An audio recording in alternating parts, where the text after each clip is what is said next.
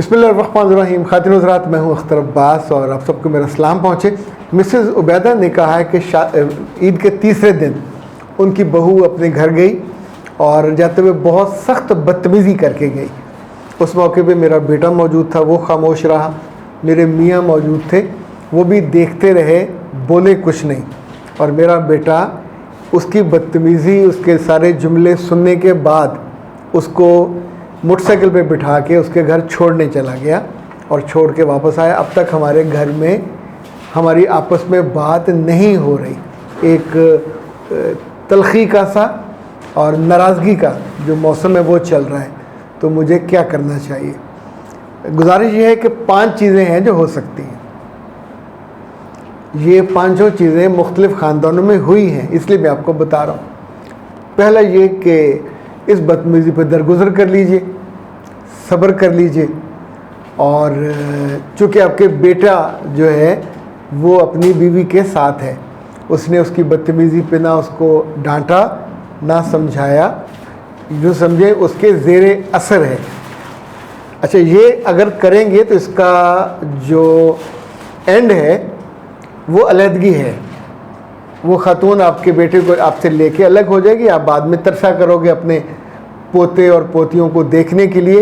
Even she has the ability कि वो आपके बेटे का जहन, दिल सब जहर से भर देगी। यानी जो चंद महीनों में आपका बेटा इतना जहर आलूद या उसने असर उस पर कर लिया है कि वो आपकी बात, उसे फील भी नहीं हुआ कि उसने आपकी बेइज्जती की है। दूसरा ये कि तोहफ़ा भिजवाइए। तोहफ़ा भिजवाने का मुझे इसलिए याद आया कि जो बल्ख बुखारा है, बल्ख के एक काजी होते थे और तारीख़ में उनका बड़ा नाम है। अबू अब्दुल्ला फ़ारसी उनको कहते थे।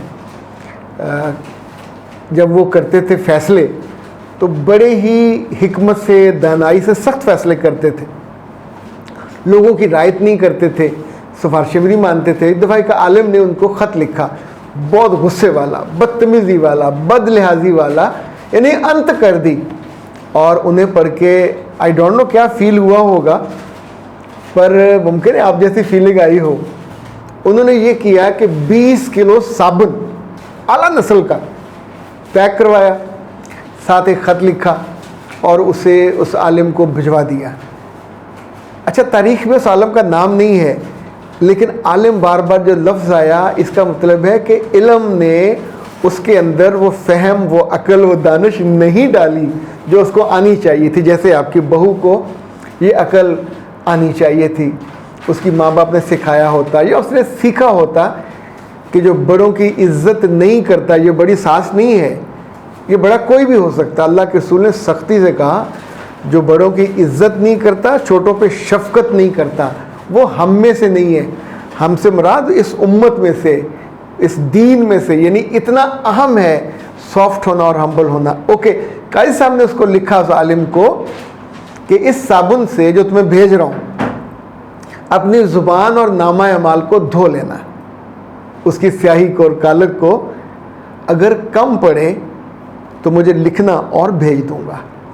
अब आप सोचिए, तारीख़ में ये जो इतनी कीमती और शानदार बातें हम तक पहुंचती हैं, हिकमत भरी, इनको अगर आप याद रखो तो कहीं ना कहीं आपके दिल पे, आपकी रूह पे, आपकी ज़ुबान पे उनका असर आ जाता है। ओके, अब इस खातून को जो तीसरा आप कर सकते हो वो ये कि से जान छुड़वा लें। चूँकि बाई डिफ़ॉल्ट उसकी सरिश्त में तहजीब नहीं है। 1 साल बाद, 2 साल बाद, 10 साल बाद, जितना भी वक्त गुजरेगा, ये बसने वाले कार्य नहीं हैं। कार्य कहते हैं कामों को, और ये आपको लेने के देने पड़ जाएंगे। जितनी लड़कियां ज़ुबान दराज होती हैं, अच्छा दरिंदों में हो, ये सब पे भारी पड़ती है। दूसरी सदी ईस्वी में एक साहब थे बहराम गोर, गोर वैसे कब्र को कहते हैं, अल्लाह जाने उनका पस मंज़र क्या है। तो अपने एक दोस्त, वो फ़लसी था, यानी जो बंदा सोचता हो, के साथ सफ़र कर रहे थे।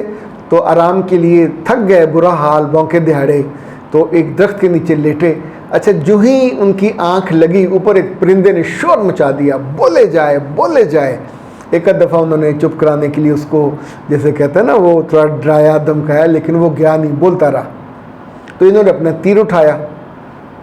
तब हर मुसाफिर, आलिम या कोई भी हुनरमंद, इवन बिजनेसमैन जब सफ़र पे जाते थे तो हथियार साथ लेके जाते थे। उन्होंने तीर का निशाना लिया, सीधा जाके उसकी गर्दन में तराजू हुआ, वो मुंह के बल नीचे आके गिरा। तो वो जो उनका दोस्त था उसने बड़ी खूबसूरत बात कही, तगड़ी बात कही। उसने कहा अगर ये अपनी चोंच बंद रखता तो आज इस हालत को ना पड़ा होता। जान भी गई, आज़ादी भी गई, वो जो मर्ज़ी से घूमता फिरता था, लहराता था, वो महरूम हुआ। अब काश इस बच्ची की, ये ऐसी तमाम बच्चियों की माएँ इस बात को सोचा करें कि ये जो ज़ुबान दराज़ी है ये जान ले जाती है, इज़्ज़त भी ले जाती है, वक़ार भी ले जाती है, आपका वो जो क्रेडिबिलिटी होती है सोसाइटी में। अभी लोगों का ख्याल है कि दूसरी शादी आराम से हो जाएगी, नहीं होती। पहली नहीं हो रही, दूसरी कहाँ से होंगी।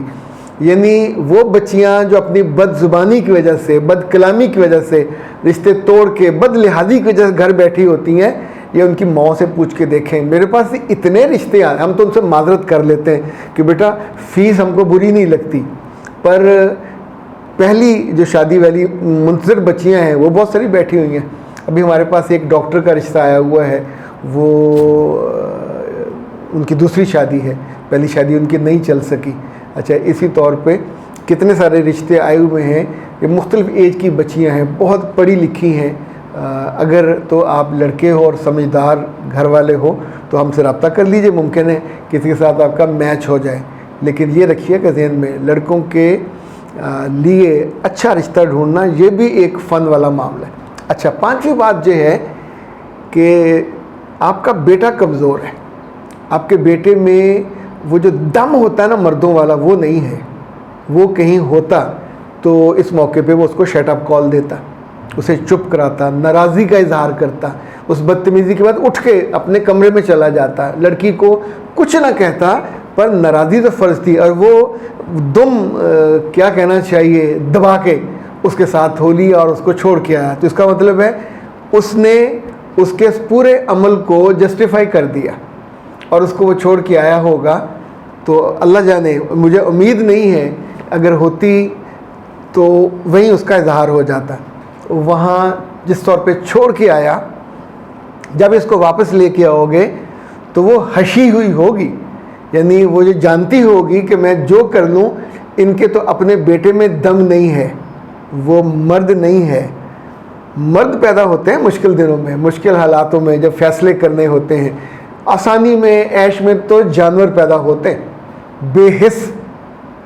इसीलिए कोई छोटा मामला हो या बड़ा मामला हो, अपने बेटे, आपके मियाँ अगर उस मौके पे खड़े नहीं होते तो आप सोचिए बाद में किसी मुश्किल पे आप उसको कैसे, फिर ये ले जाएगा, वो इसको ले जाएगी, जो उसको ले जाएगा, सारी उम्र आप रोते रहोगे।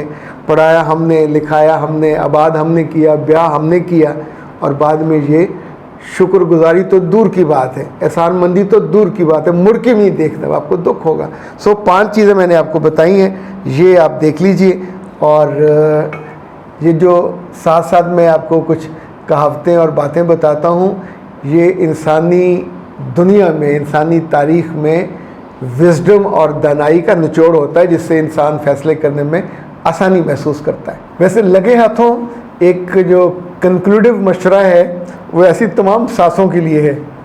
वैसे आप अपनी बहुओं को भी कर सकते हैं। जब आपका दिल इस तरह की सूरत के बाद एंग्जाइटी से भरता है, नाखुश हो जाते हैं, गुस्सा करने को दिल करता है, तो फिर अब बेहतर है आपके पास घर में ये ब्रेन बूस्टर ज़रूर होना चाहिए। ये नट से और मुख्तलिफ हर्ब से बना होता है, और ये ख़ास तौर पे जब आपका दिल दुखता है ना और दिमाग ख़राब होने वाला होता है गुस्से से, तो उस मौके पे ये बहुत काम आता है। इसके साथ एक ये होता है सुकून, ये भी मुख्तलिफ जड़ी बूटियों से, मुजज़ाती जड़ी बूटियों से बना। इसको आपने सुबह शाम लेना होता है दूध के साथ, और इसको आपने पानी के साथ या दूध के साथ लें, 1 चम्मच इसका लेना होता है, तो नींद भी आराम से आएगी। वो जो गुस्सा है, इनफैक्ट ये ना हो कि वो एंग्जाइटी आपकी स्ट्रेस में बदल जाए, और लड़ लड़ के घर में, चूँकि बेटे की आपकी इस्लाह नहीं हो सकेगी, उसको तो सारे मिल बैठ के समझाएंगे तो उसके बाद जवाब होगा कि तुसी भी तो ज्यादती की थी तुसी। अच्छा, जब वो शुरू दिनों में ये कोई बच्चा इस तरह की बात करने लगे तो ये वहीं से गेस कर लेना चाहिए कि ये बेल मुंडे चढ़ेगी कि नहीं चढ़ेगी। अख्तर अब्बास को दीजिए इजाज़त। अस्सलाम वालेकुम व रहमतुल्लाह।